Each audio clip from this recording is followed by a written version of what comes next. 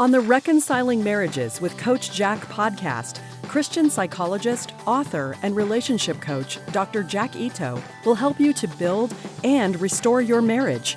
By learning just a few relationship skills, you can help your spouse enjoy your relationship more while getting more love and affection from your spouse. Listen to Coach Jack as he helps you with one more step toward a marriage both you and your spouse will love.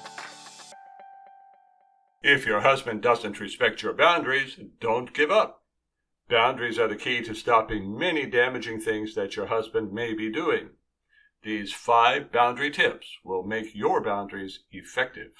Boundaries build respect and stop damaging behavior. They are so effective, the psychological community doesn't want to teach you about them. It would put a lot of them out of work. Never expect therapists or medical doctors to teach you how to be healthy. Their training is to treat problems, not teaching how to keep relationships or people healthy. It is up to you to learn what is healthy and to do it. No one is going to go out of their way to teach you. I stopped doing psychotherapy many years ago because I was more interested in teaching people to have good relationships than I was in providing ongoing treatment. My coaching packages are only 1 month long because I want people to quickly learn what they need to do and to have rapid improvement in their relationships.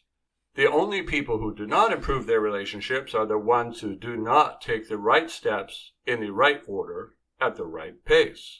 If you are in therapy and not learning steps to take, then you are only receiving ongoing support, and it will not result in your relationship improving. Of course, people who cannot change their situation need help living with their situation. Don't stop supportive therapy if that is what you need to cope.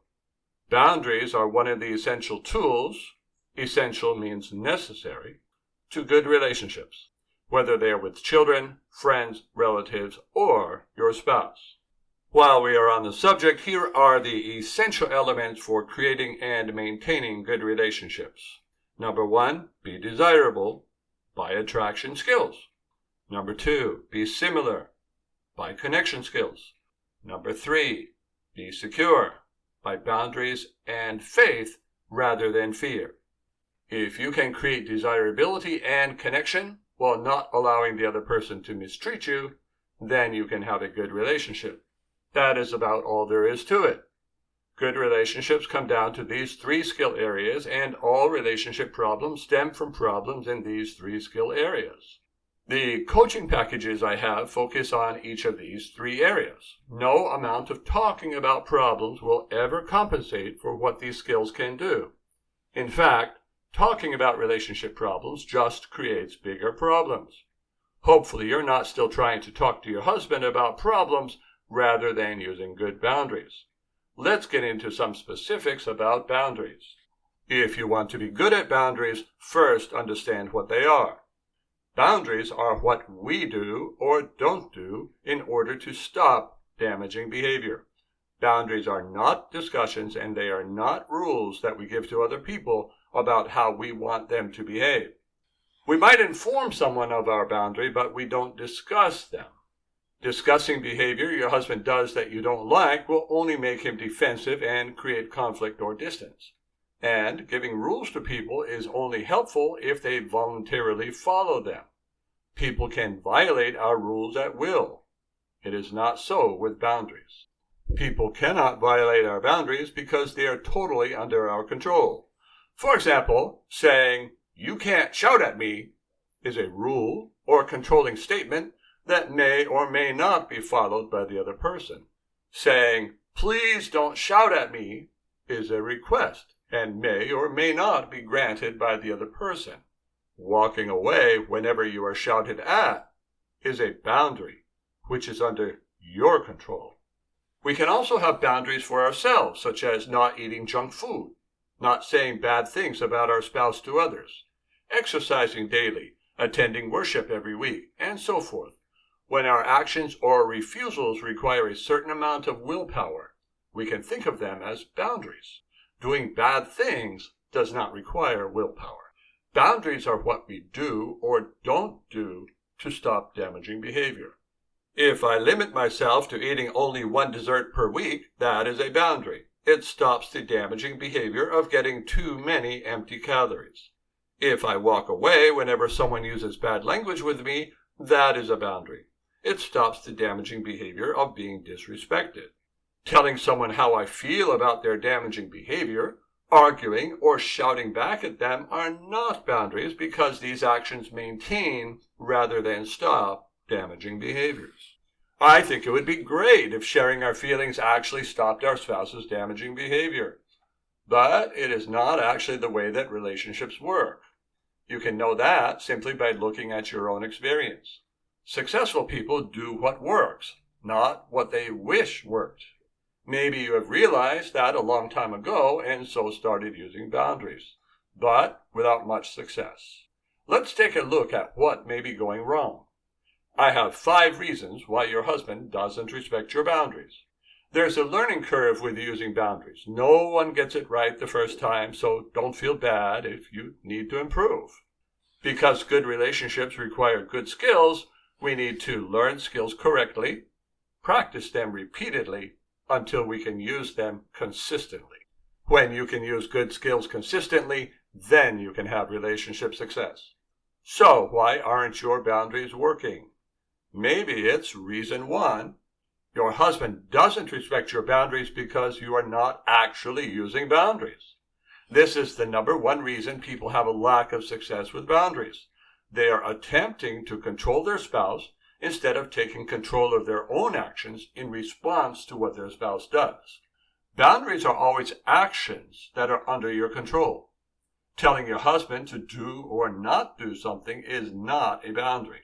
For example, if you say, "I want you to stop yelling at me and being mean," that is not a boundary because it is completely under his control.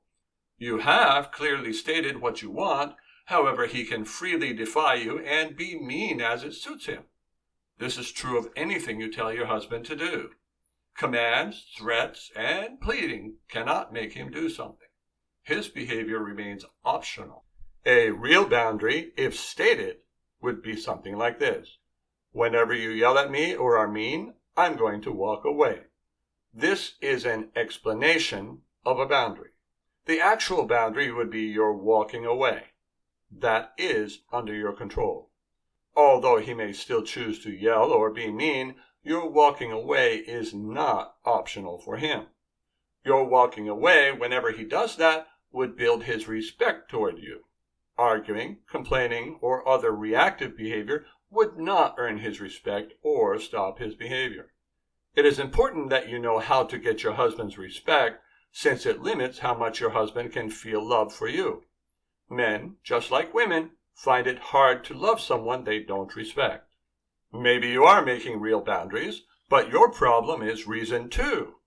Your husband doesn't respect your boundaries because of the way you implement your boundaries.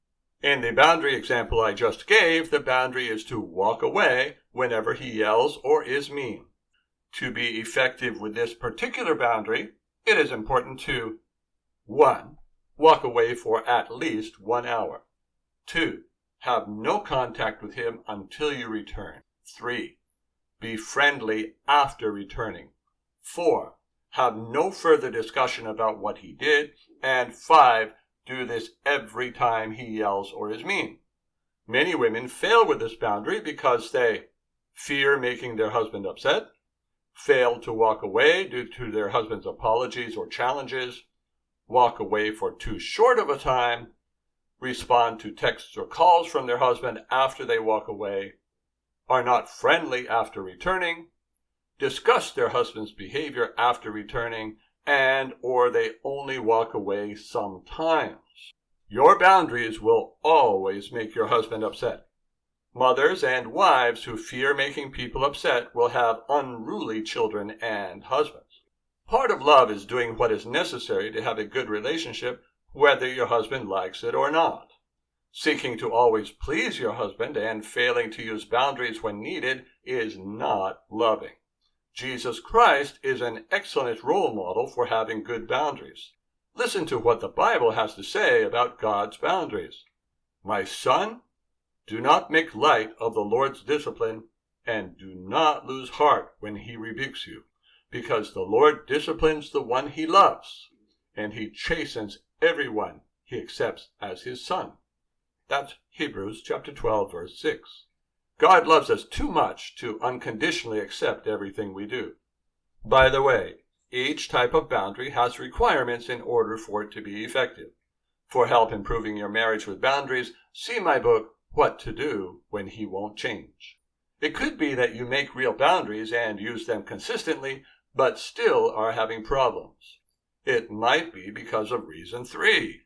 Your husband doesn't respect your boundaries because you are also doing damaging things. Do you remember I told you that to have good relationships, you need to take the right steps in the right order? Boundaries are not the first step. The first step is stopping our own damage. As Jesus said, we must take the log out of our own eye before taking the splinter out of our neighbor's eye. See Matthew chapter 7, verse 5. You might think that you only have a splinter while he has a log. Even if you're right, to be effective and not seen as a hypocrite, you need to remove that splinter from your eye first. Many people are unaware of the damaging things they are doing. My book, Overcome Neediness and Get the Love You Want, was written to help people identify and stop damaging behaviors they are doing in their relationship. All right, so you make real boundaries, keep them consistently, and have stopped all of your damaging behaviors, but your boundaries still don't seem to be working. That might be because of reason 4. Your husband doesn't respect your boundaries because he doesn't value your relationship.